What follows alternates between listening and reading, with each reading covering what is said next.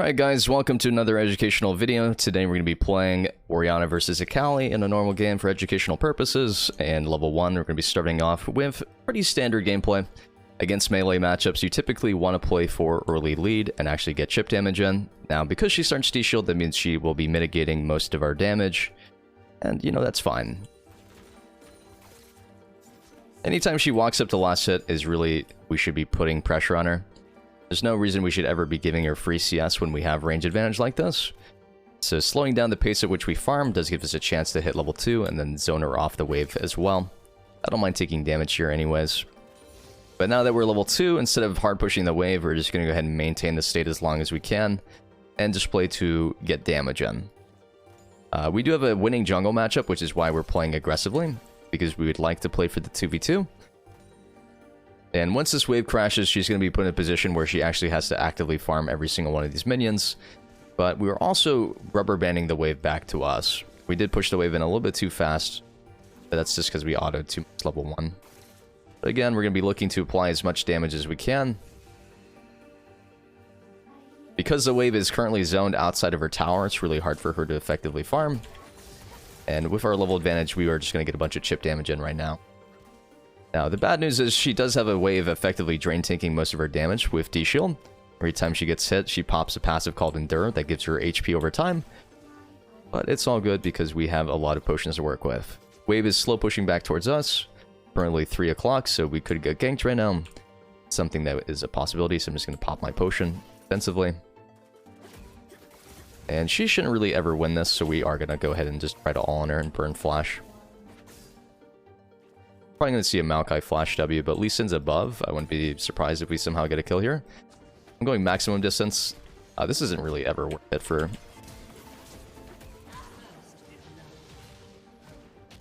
And we should be able to outplay this by hugging wall. I'm kind of scared of him pulling... Okay, it's like, there's no ways. Get cannon, relic, relic, relic. Okay, nice job.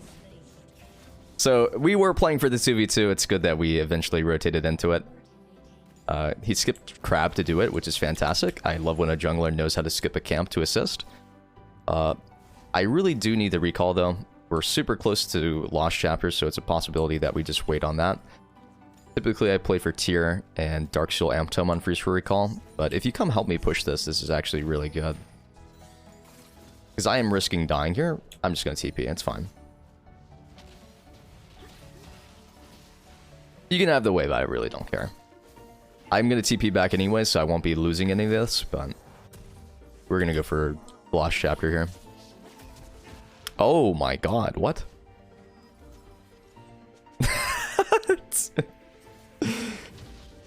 That is unlucky. You took my wave, and you also wasted flash. It's all good. Alright, so we need to fix the wave state. As you can see, it's currently slow pushing towards Akali, which means I'm extremely vulnerable.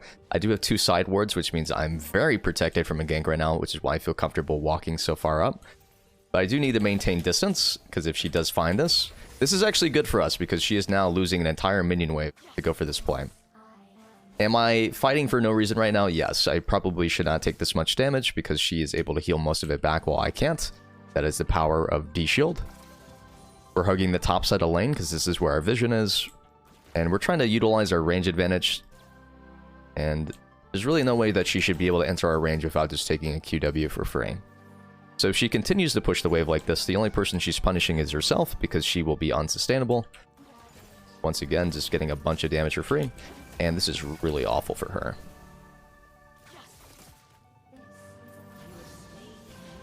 This guy has no flash. Uh-oh. We're just going to face tank it.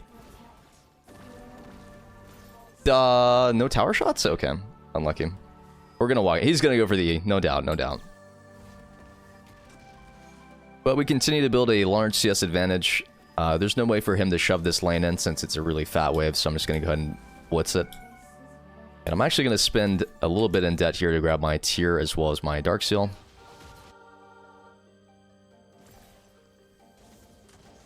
And partially, this is doable because I took Scorch. I took Scorch specifically because we have an aggressive jungle matchup. He's taking a lot of CS from me this game. Oh my god. Bro, I swear to God, my jungler is like farming up a storm in the mid lane right now. I could have stayed, but it would have like delayed my recall. I can go off of this if you want to follow through. This is a really big overstep.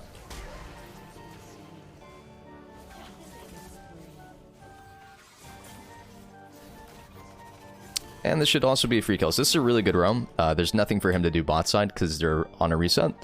This is like a fantastic roam timer from support. You ran out of energy for W? Yeah, I feel that.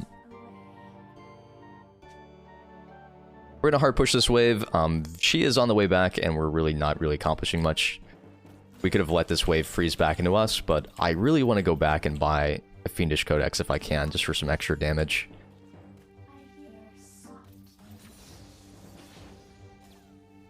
Now, the bad thing about using Futures Market aggressively like this is it does actually lose you gold in the long run, because you lose 50 as a result of that lending fee.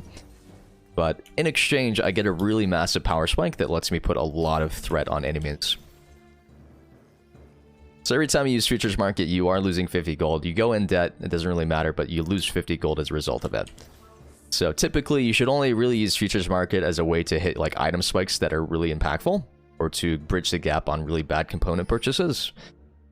I'm doing this purely because I am extremely ahead right now with this massive XP lead and also a really massive item advantage. Akali can kill me anyways, just because she is playing Akali, which is a hard counter to Orianna. But as long as we play this distance control, there's really no way for her to effectively approach to the lane or approach me. So every time that she tries to get in range to R1, we can QW and get gap. If not, we can do the desperation phase rush and run away. I don't need blue buff. You can take it. There you go. Kali's on a roam right now, so instead of staying mid and freezing the wave, what we're going to do here is we're going to hard push. The reason why hard pushing is better here is because she is actively losing CS, and I'm getting plates as a result of this.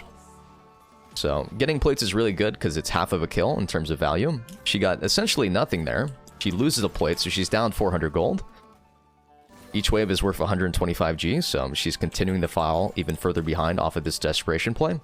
Missing cannon makes me an absolute trash can, which is unlucky. But we're going to play... Actually, we have the... That's a really good engage from her, if we're being honest. If the Lee Sin wasn't there, I think she had an actually decent chance at outplaying it. But if we find a extended Q combo, we do just kill her. She walks in for it. We can also tower dive this. Tower diving here is 100% free, since we're in the area. She should never be able to farm this wave for free. Good job. Now, if we had Rift Herald, this would be massive. This guy's super overextended, so we're just going to go and pull him out.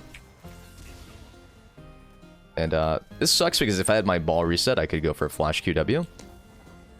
But I'm going to play for one more play. So really massive gold swing this guy. Holy shit, am I dead to a minion? Okay, we're good. Bruh. Nice. How are we doing today, Nightmare Red Beast? How you doing?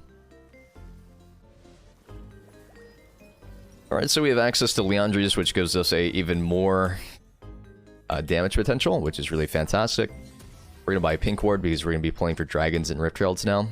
Once again, when you get a gold lead, the most important thing is that instead of just sitting on it, that you continue to transition that into a more meaningful mid-game.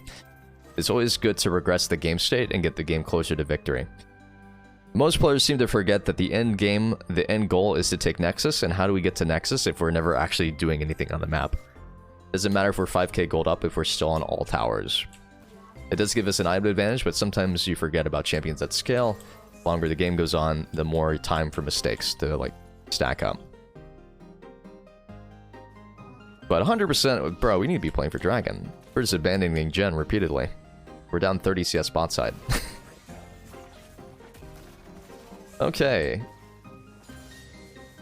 We see Udyr above us. I do plan on outplaying this just because my team is like perma-sitting on me. He does have the ability to go unstoppable and charge, but once he gets out, we just re-pull back in. And this is like an extended damage combo. Holy shit. That's a really good pike. Too. Is there a reason why we're playing Afraid, guys? We like never mind. Kidding.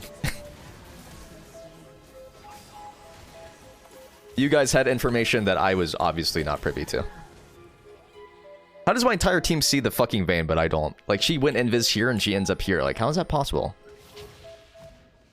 It's actually a good kick. It's a mega grief for me. Sums are wrong key, XD. This guy's got boosted, XD. Sork boots are huge here, though. This is really bad because even though we have a really massive gold lead, we give over a shutdown, and we're also not progressing the game by getting dragon. So I think that fighting 3v4 is bad, and that's my bad. But it's not bad to want to fight when you're in a position of power like this. We definitely play for dragon here. There's really no way we let them do this for free, right? Now, he's outside a pit, which means we have a good chance of stealing dragon. If Lee Sin just goes for it. Alright, fantastic. If I get a speed up, I probably... We're good. I've got tier 2 boots. This guy's on tier 1, so I'm always going to be faster than him.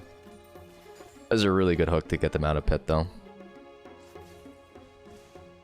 Alright, so we currently have a massive 40 CS lead, which is basically 1,000 gold. We have a lot of plates, which is also essentially 500, 600 gold. You can see that in our item state. Once again, max ranging the Akali. R2 has like a 2-second activation delay, so going for an immediate disable. The reason why we're able to do that is traditionally in this matchup, Akalis will R1 and then E1 to disengage your ultimate. But she committed with E1, E2 into R1, which means that she had absolutely zero way of disengaging right there. So there's a very improper combo from her. And because we identify that she's already used her E, we're comfortable using our ultimate there. It's really important that you're paying attention to what's happening and what's being used, because that is the main deterrent of using your ult as a self-cast, is that E1, E2.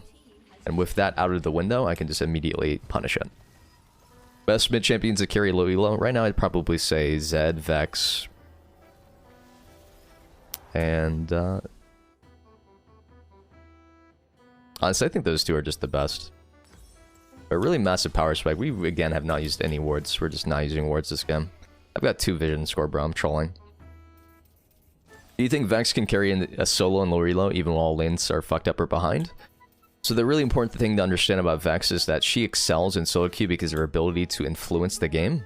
If you are ahead, you're basically playing a one-shot mage. If you're playing from behind, it is unplayable.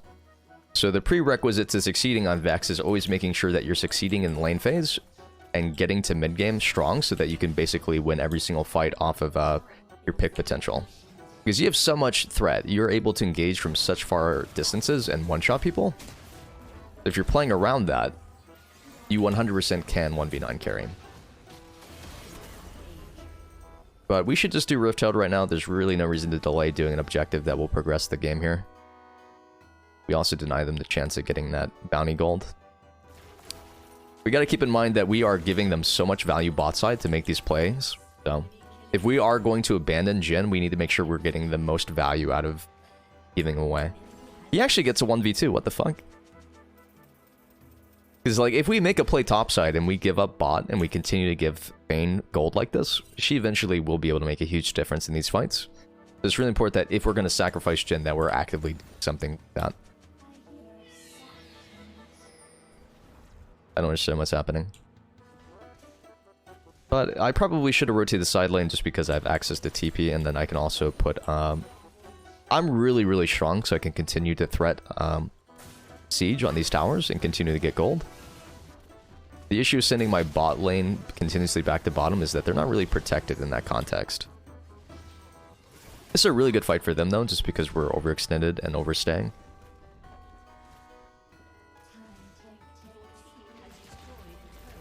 Well, if the goal is doing objectives, so let's say that we're focusing on getting like Dragon Soul, getting those 1 or 2 kills before Dragon spawns is huge. So the times you're getting those kills are meaningful. You can't just get 1 or 2 kills at random times and think that you're contributing to like the game progression. Getting kills is fantastic, but how does it lead into the actual game state? If you're using your ultimate before every single dragon and not having it for the actual team fight, you're basically playing team deathmatch. It's good that you might be getting a numbers advantage, but let's say they respawn and they get the dragon, you have no ult. You're not able to influence that fight as easily. So, creating situations where the fight is 3v5 is one of the easiest ways to win fights. Because you're instantaneously taking people out of the equation, which makes it much easier for your teammates to perform. We're going to go for Void Staff here. just because they have triple tanks. Akali is one of the highest base MRs in the game, 51 base. Maokai is going to be going Merc Treads most likely. Actually, I guess Tabby's isn't bad. And then Udyr, of course, is beefy. But Dragon's a really good call here. We push mid so that we can get priority. And we also get threat on the mid tier 2.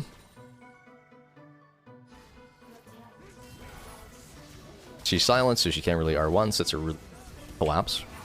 My ball is really out of position right now.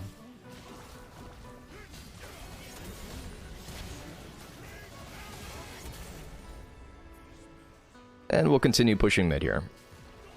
And we could double back and do Dragon, but the thing is with 3 death timers, Drag is basically guaranteed. It doesn't really matter when we do the Dragon right now, when we have the ability to do a tower like this.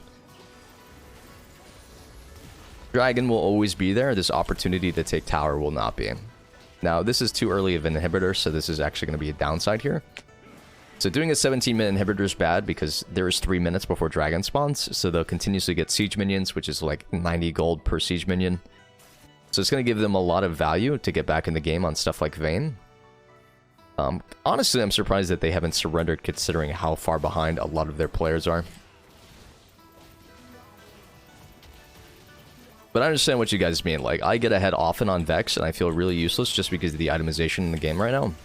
Magic Resist is just too overtuned, and then we also have the issue where Vex just doesn't do enough damage compared to other mages.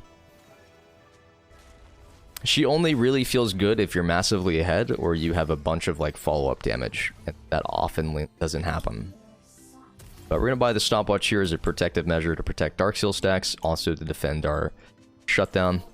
And realistically, we should just start playing for outer towers, and the goal is eventually leading into Baron.